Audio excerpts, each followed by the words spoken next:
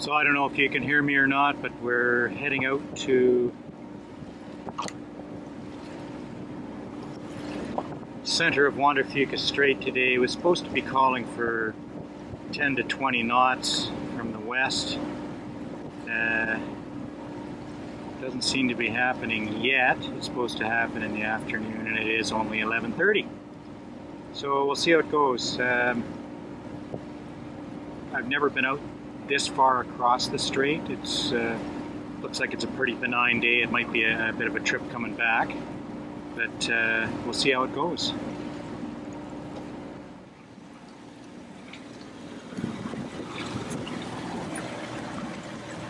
Say this is a good motor day. It's nice and quiet. Some days it gets a bit rattly.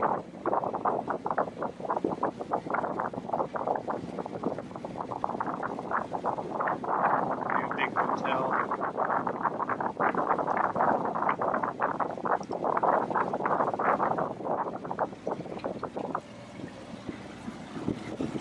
So we're heading out into the shipping lanes, which are starting in about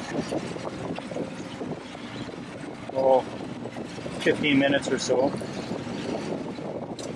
Can't zoom in on this camera, but there's a couple of freighters out there heading my way, so I have to keep an eye on those. I'll try and get into the safety zone in between the two lanes by the time they're here. But you can see, maybe, this guy here is going to come across here and make the corner and turn. This fellow up here is heading off to Seattle, I think.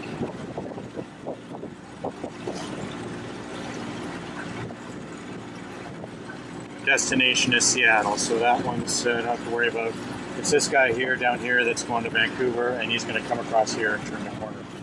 So I just have to keep my eyes peeled. They come along at sometimes 22 knots, quiet. And if they got the tide, they can be doing 25 knots, and you don't want to go in front of them. So this is the guy that I was looking at on the AIS, and he was at 12 knots, but he's up to a good clip right now, so he'll pass in front of me. Obviously, he's already passed in front of me. Adjust course again.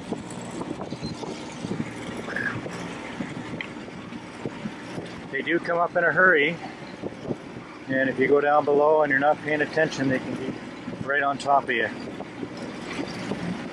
Anyway, missed him. So there he is, the guy that was on my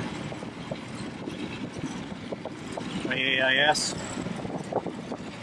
He's running at 20 knots now. He's empty. Looks like he's going gonna go and pick up some coal in Vancouver. Like I said, they can really sneak up on you. And they're quiet as mice. What really is amazing, that's quite a small one, that's only 600 feet long.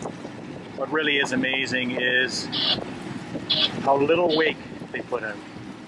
Some of the huge ones is barely noticeable, other times it is quite noticeable, but this guy won't have much wake at all by the looks of it. So this is basically the wake from that 600-foot ship.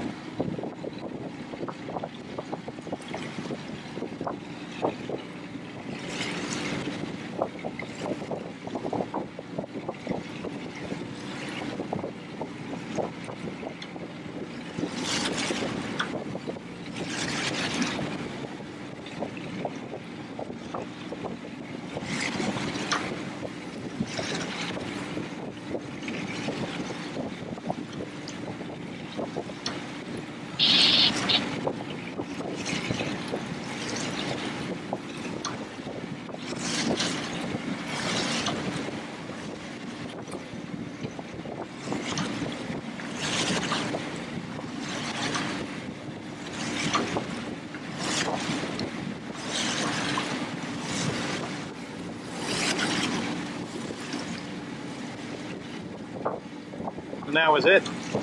I've had a lot more wake off a 30-foot powerboat. Anyway, across the way that's the Olympic Mountains. Down there would be Mount Rainier in Seattle. Out around the corner is Japan. And that's Victoria. Beautiful Victoria, British Columbia. And those are the San Juan Islands. Oh, I gotta get my flag out.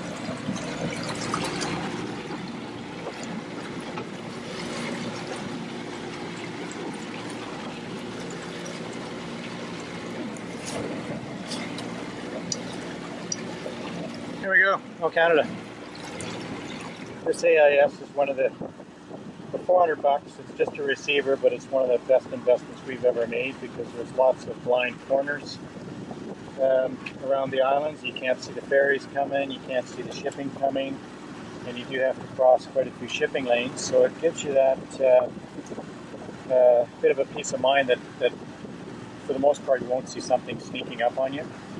And if you're sailing, you can start heading out of the lane if you happen to be sailing in it.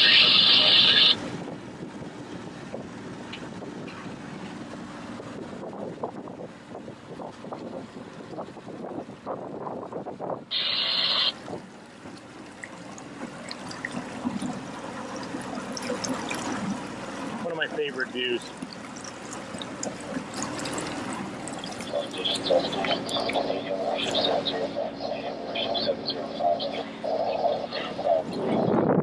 Finally got some wind, never did find the mark. Got within 3 miles of it, I couldn't see it anywhere, and the tide was starting to turn against me, so I'm going to head back home.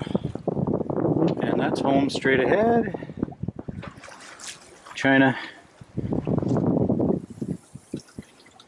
United States of America.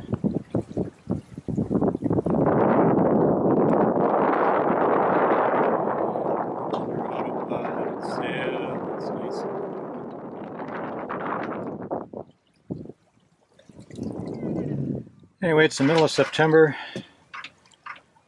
Really nice out here. Didn't make my mark, but it was worth the trip.